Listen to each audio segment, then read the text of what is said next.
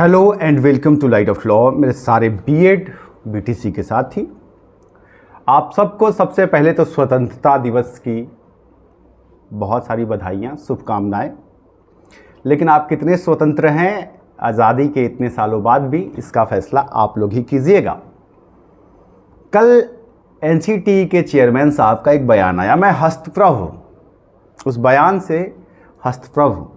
जो चीज़ें सामने रखी गई एनसीटी के द्वारा, चेयरमैन साहब के द्वारा, उसे समझने की ज़रूरत है और साथ ही अब क्या विकल्प बचे हैं। और एक सवाल जो लगातार आ रहा है बहुत सारे साथियों का कि उत्तर प्रदेश में भी 68,500, फिर 69,000 की भर्ती हुई और भी तमाम राज्यों में शिक्षकों की भर्ती हुई है। मध्य प्रदेश में भी वर्ग 3 में ज्वाइनिंग लेटर दिए जा चुके हैं, लोग ज्वाइन कर चुके हैं।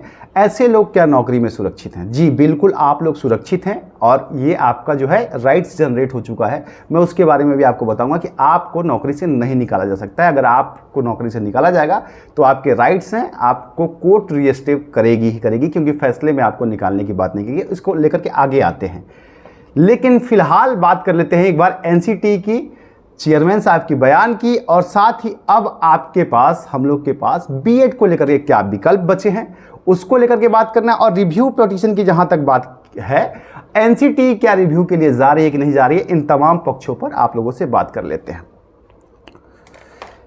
चेयरमैन साहब ने यह कहा कि एक ही व्यक्ति 4 जगह तो योग्य नहीं हो सकता है।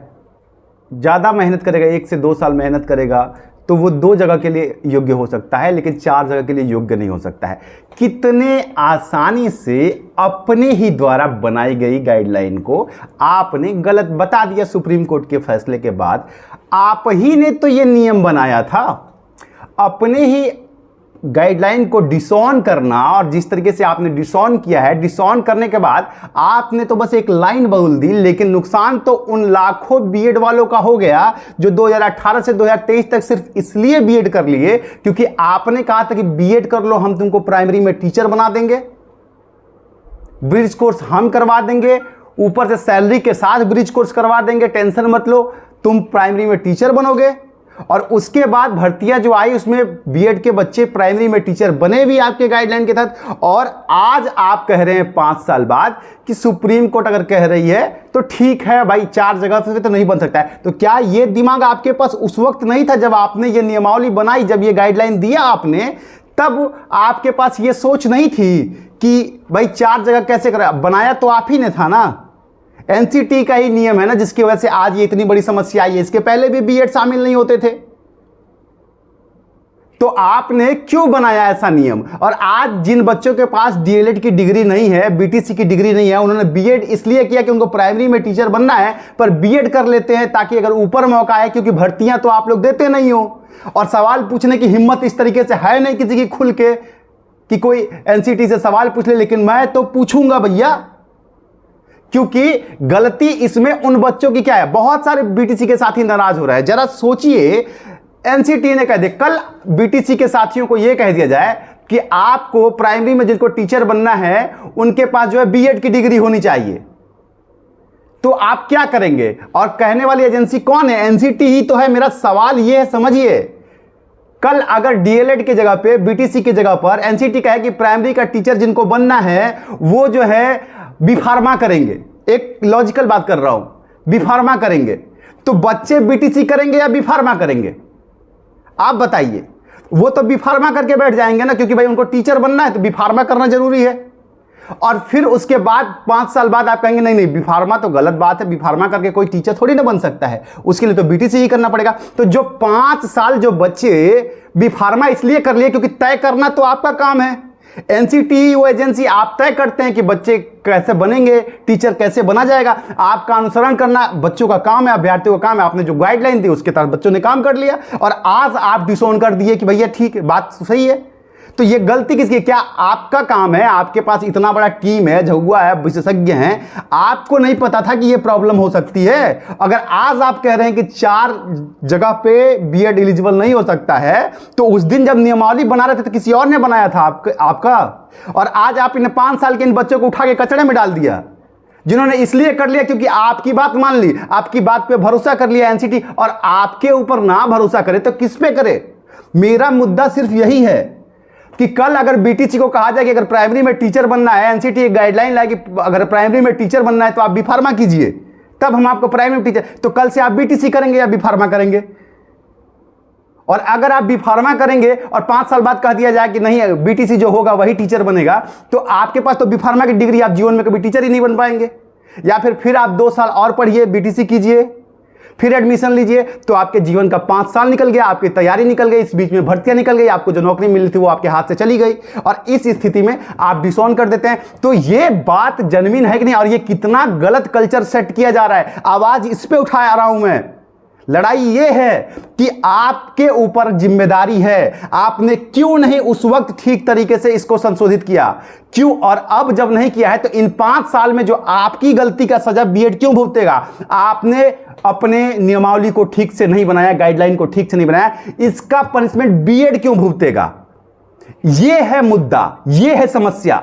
और आज बड़ी बखूबी आप मुस्कुराते हुए कह देते हैं, और इस तरीके से जिस तरीके से कर रहे हैं, मैं आपको स्पष्ट बता रहा हूं कि जो तरीका मुझे लग रहा है, मुझे नहीं लग रहा है कि ये लोग रिव्यू के लिए जाएंगे अगर सरकार की तरफ से दबाव ना पड़े तो, या सरकार खुद ना जाए तो। सरकार के ऊपर दबाव बनाने के लिए तमाम हम लोग जितना भी प्रयास कर सकते हैं, आप देख रहे हैं कि हर जगह प्रदर्शन हो रहे हैं, जहां से जहां तक जितने कम्युनिकेशन हो रहे हैं, मीडिया से लेकर के नेशनल मीडिया तक, हर जगह। ये बात अलग है, ये तो संभाला जा सकता है, ठीक है, गलतियां सुधारी जा सकती हैं, हो सकता है आगे चल के सब कुछ ठीक हो जाए। लेकिन आज बीएड के बच्चे जो पेन में हैं, बिहार में जो बच्चे अपने प्राइमरी के एग्जाम की तैयारी में लेकर के बैठे हुए थे कि अब भैया 4 दिन बाद एग्जाम है, उनका प्राइमरी में टीचर बनना, इतनी बड़ी भर्ती आई है, 5 साल बाद भर्ती आई है, और आज आपने उनको डिसऑन कर दिया। नियम बनाया आपने, आप ही का काम था वो, और आपने डिसऑन कर दिया, और उसके बाद पल्ला झाड़ लिया कि बस कैसे कर सकते। तो कैसे अगर नहीं कर सकता है 4 जगह, तो आपने क्यों दे दिया मौली। गलती तो आपकी। क्या एनसीटी उन सारे बच्चों का पैसा वापस करेगी जिन्होंने बीएड कर लिया। क्या एनसीटी अपनी गाइडलाइन को ऐसे, जिन बच्चों ने अपना 2 साल का टाइम वेस्ट कर दिया बीएड करने में, जबकि उनको बनना प्राइमरी टीचर था। आप कह सकते हैं कि प्राइमरी टीचर बनना था तो बीटीसी क्यों नहीं कर लिया। अरे भैया, अगर हमको एक ही ड्राइविंग लाइसेंस से कार भी चलाने को मिल जाए, बाइक भी चलाने को मिल जाए, ट्रक भी चलाने को मिल जाए, बस भी चलाने को मिल जाए, हवाई जहाज भी चलाने को मिल जाए, तो हम काहे खाली बाइक का लाइसेंस बनवाएंगे। आप बताइए ना, उतना ही पैसा लगना है, उतना ही टाइम लगना है, सब कुछ। मतलब अगर ऐसा मिल जाए हमको, थोड़ा पैसा ज्यादा भी दे करके, तो हम क्यों नहीं ऐसा लाइसेंस बनवाएं जो हर जगह चले। ये बात है ना। इसके चक्कर में, इस बात में इस आकर के, ऐसा नहीं है कि बीएड करने वाला बच्चा बीटीसी नहीं कर सकता। मैं लिख के देता हूं कि कोई भी बीएड का लड़का ऐसा नहीं है जो बीटीसी का एग्जाम पास नहीं कर सकता है। अगर वो तैयारी कर रहा है, वो पढ़ रहा है, तो हर बीएड वाला बीटीसी कर सकता था। लेकिन उसने इसलिए नहीं किया क्योंकि एनसीटी ने उसको कह दिया कि निश्चिंत रहिए, आपको तो हम कार भी चलाने का मौका दे देंगे, स्कूटर भी चलाने का मौका दे देंगे, बस भी आप चला लीजिएगा, एक ही लाइसेंस ले लीजिए, सबका आपको कर दूंगा मैं। ऐसा जब आपने कर दिया, और आप कोई छोटे मोटे आदमी तो है नहीं, आप कोई एक चैनल तो नहीं है यूट्यूब, आप एक संस्था हैं, आप एक एजेंसी हैं, आप एक कॉन्स्टिट्यूशनल बेंच है, आप एक संवैधानिक एजेंसी हैं जिसका दायित्व है कि आप तय करें। सुप्रीम कोर्ट अपने फैसले में तक ये कह रहा है कि एनसीटी का ही काम है कि वो तय करेगा कि शिक्षक की योग्यता क्या होगी। और तब जब आपने योग्यता तय की, उसके आधार पर 2018 से 2023 तक बच्चों ने बीएड किया, तो आपकी गलती, जबकि आप ही का काम था। सवाल यह है, और इसलिए मैं लड़ रहा हूं, इसलिए मैं आवाज उठा रहा हूं, क्योंकि कल होके कुछ भी करेंगे, ये संस्थाएं क्या ऐसे चलेंगी क्या। और संस्थाओं के पास रिस्पॉन्सिबिलिटी नहीं है, जवाबदारी नहीं बनती है क्या एनसीटी की। एनसीटी माफी मांगेंगे क्या बीएड के बच्चों से जिन्होंने 5 साल अपना बिता दिया इस चक्कर में। यह है बड़ा सवाल, यह है बड़ा सवाल, और मैं यहां से एनसीटी से यह सवाल पूछ रहा हूं, और शब्दों की मर्यादा में पूछ रहा हूं। मैं कोई अपमानित शब्द नहीं कह रहा हूं, जो सवाल है वो जेन्युइन है, इसका जवाब दीजिए। बाकी जो सुप्रीम कोर्ट का फैसला है वो तो आज सब लोग उसके साथ खड़े हैं, लेकिन इन बच्चों के साथ क्यों नहीं खड़े हैं। ये बच्चे 5 साल अपना बर्बाद कर गए, ये तो इनकी वजह से हुआ ना। तो ये है। अब तो एक चीज, ये सवाल पूछना जरूरी था। अब बीएड के साथ ही क्या कर सकते हैं। देखिए, रिव्यू पिटीशन में आपको 30 से 40%, कई बार 100% भी आपका रिव्यू हो जाता है, ऐसे बहुत से जजमेंट है। लेकिन इसमें ग्राउंड सिर्फ एक ही है, उन बच्चों के लिए जो 2018 से लेकर के 2023 तक बीएड किए हैं, उनके लिए है, वो कर सकते हैं। और साथ ही जितनी भी जगह पे जितने भी साथी हैं वो अब जो है इसको पॉलिटिसाइज करना ज़रूरी है, क्योंकि अब काफ़ी हद तक ये शिक्षा मंत्रालय अगर इसमें कोई बदलाव कर दे, अध्यादेश लेकर के आए, तब जाकर के कोई चीज़ सही तरीके से हो रही है। वरना अगर एनसीटी ने साफ साफ अपना स्टैंड से पल्ला ही झाड़ लिया तो मुझे नहीं लगता है कि एनसीटी रिव्यू पिटीशन में जाएगी। Very clear. तो अब क्या करना है ये आप लोग मुझे बताएंगे कमेंट सेक्शन में। आपकी राय। हमारे हिसाब से रिव्यू के साथ साथ हमें सरकारों पे दबाव बनाना चाहिए। और इसमें भी देखिए, शिक्षा मंत्रालय से लगातार हम लोगों ने मांग की है मुलाकात की, हमें अभी तक डेट नहीं मिला है। तमाम संगठन मांग कर रहे हैं, सिर्फ इकलौते हमारी टीम नहीं, तमाम संगठन मांग कर रहे हैं, वक्त नहीं दिया जा रहा है।